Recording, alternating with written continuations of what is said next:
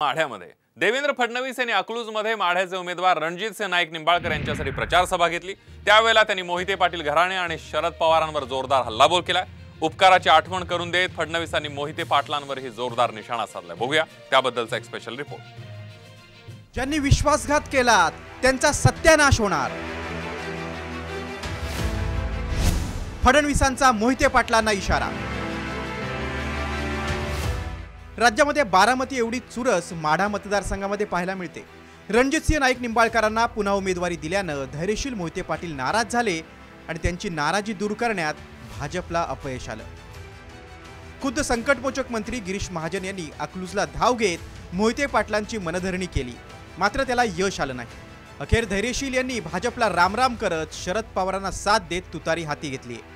धैर्यशील मोहिते यांचं बंड हा मोठा धक्का भाजपला असतानाच उत्तमराव जानकर यांनीही शरद पवारांना साथ देण्याचं जाहीर केलं।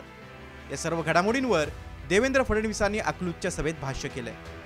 शरद पवारांनी बाजूला केल्यानंतर मोहिते पाटलांना भाजपनं आधार दिला, त्यांच्यावर विश्वास टाकला, याची आठवण फडणवीसांनी करून दिली। मी कोणाच्या वाट्यालाही जात नाही, कोणाचं वाईटही चिंतत नाही, कोणाला त्रासही देत नाही। माझ्या पूर्ण आयुष्यातून बघा, पण ईश्वराची देणगीच आहे। माझ्याशी विश्वासघात केला का ईश्वर त्याचा सत्यानाश केल्याने सोडतच नाही। माझा इतिहास तपासा, मी नाही केलं, कधीच करत नाही, मी करतच नाही। की जे पवार साहेबांना जमलं नाही ते 5 वर्षात तुम्ही करून दाखवलं, आणि म्हणून पवार साहेब म्हणतात वाटेल ते झालं तरी रणजित नाईक निंबाळकरला पाडा, कारण हा पुन्हा निवडून आला। 5 वर्षात आमची दुकानं बंद करायला निघाला, पुन्हा 5 वर्ष निवडून आला तर हा काय करेल।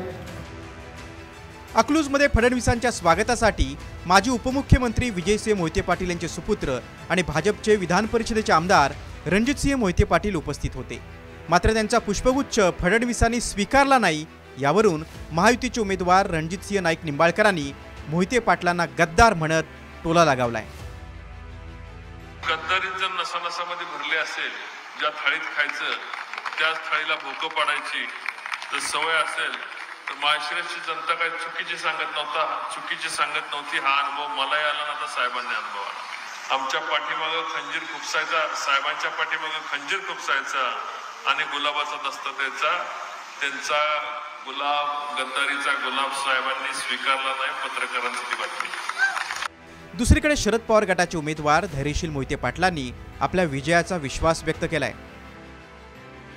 आधी चर्चा झाली की त्यांनी ऑब्जेक्शन घ्यायचं नाही, मी ऑब्जेक्शन घ्यायचं नाही, आणि माझ्या मतदारसंघातल्या आणि सोलापूर जनतेवर एवढा विश्वास आहे, सोलापूर जिल्ह्यातल्या मतदारसंघातल्या माढा लोकसभा मतदारसंघातल्या जनतेवर प्रचंड विश्वास आहे की ते माझ्या मागं उभं राहिलेत।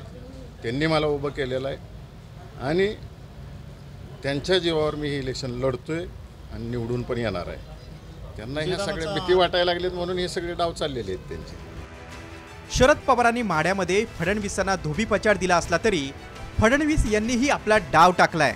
धैर्यशील मोहिते पाटील यांचे चुलत बंधू काँग्रेसचे नेते धवलसिंह मोहिते पाटील यांनी रणजितसिंह निंबाळकरांना पाठिंबा दिलाय। तसंच शरद पवारांचे निकटवर्तीय विठ्ठल सहकारी साखर कारखान्याचे अध्यक्ष अभिजित पाटील यांनीही फडणवीसांची भेट घेऊन मदतीचा सूर व्यक्त केलाय। असं असलं तरी राष्ट्रवादीचे ज्येष्ठ नेते रामराजे नाईक निंबाळकर यांचाही रणजितसिंह निंबाळकरांना विरोध असल्यानं महायुतीच्या विजयाचा रस्ता अवघड झालाय। ब्युरो रिपोर्ट, साम टीव्ही न्यूज।